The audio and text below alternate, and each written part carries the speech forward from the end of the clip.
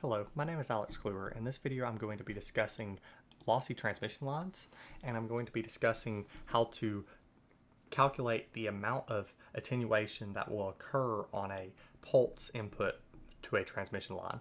So we will start by discussing the response that ANSYS Q2D will give for a transmission line. So if you were to create a microstrip, which a microstrip looks,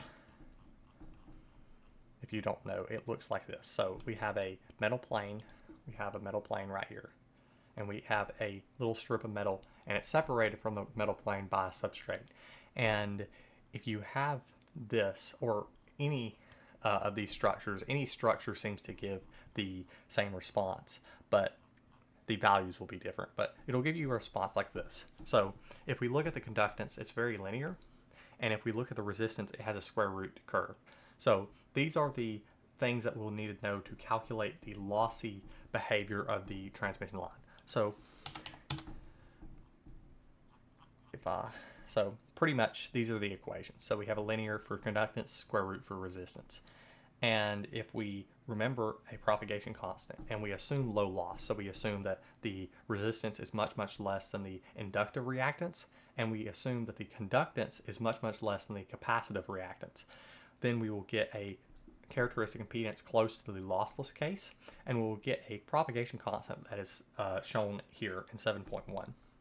And what we can do is then we can plug those equations, the resistance and conductance equations, into that propagation constant. And what we will do is we will linearize the resistance to make the Fourier transform easier, because it doesn't seem that if you have a square root of omega, it seems to not be easy to solve, but if we just have omega, it's pretty simple. So we will linearize it, so we will pretty much plug this equation into this for R. Instead of having this R delta, this guy right here, we will just have this guy. So we do that, and we find this equation. And we can then we can recall the impulse response for a transmission line, the frequency domain impulse response. And to get the time domain impulse response, we will take the inverse Fourier transform. So we will take the inverse Fourier transform, and we can do these calculations and find that the impulse response is given here. So there is a issue with this, and I can show it here in a bit. So the issue here is we can see that this equation has some constants, so it basically has a constant here, and then we have this sum. And the main part of this equation is this derivative of this arctangent, and we can see that it has this form. So this will be the impulse response, and we'll have multiple of these, which in the lossless case, these would be deltas, and they would occur whenever you would have a reflection that appears on the load of the transmission line. And we can see that this thing, the energy occurs before time equals 0. So whenever the delta comes about, this impulse response isn't causal. So I've devised a method to make it causal, which pretty much for a impulse response that is even, so it has this symmetry, we can take the time, multiply it by 2. Well, we can take the time delay out and then multiply the time by 2 and then re-implement the time delay, and we can multiply the amplitude by 2, and it seems to correct. It seems to be exactly the same as this impulse response. So, except now it's causal. So what I got here, this 7.4 equation, did that. So it pretty much removed this time delay, multiplied that by 2, the time by 2, and then re-implemented that time delay. And we can see that here, where we have this same thing, but it's now multiplied by 2. So we also have to multiply it by a unit step. So we have that unit step here. So I forgot to double the amplitude here, which is shown here with this 2. So this isn't shown in this equation, but there should be 2, so we should multiply it by 2. So if we look, and then we can take that, and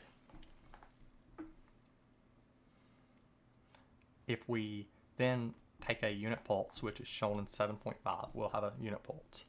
And we will go through the convolution to find the response, we can get this. So this shown in 7.8 is the solution for a unit pulse in a lossy transmission line. That is causal. And this is still, we need to double it by 2 because I forgot to double it. So 2 goes there. And if we plot this in Desmos, I took values from ANSYS and used these to make all these values. So pretty much the R delta that you see here, right here, is you can calculate by this equation here. So we basically take R2, so it's like rise over run, but it's square root of those frequencies instead of the just frequencies. So when we do that, we will find that for a given input response or input pulse, we will find the response to be something like this. So we basically have a unit step, but these edges are kind of slowed, kind of degraded.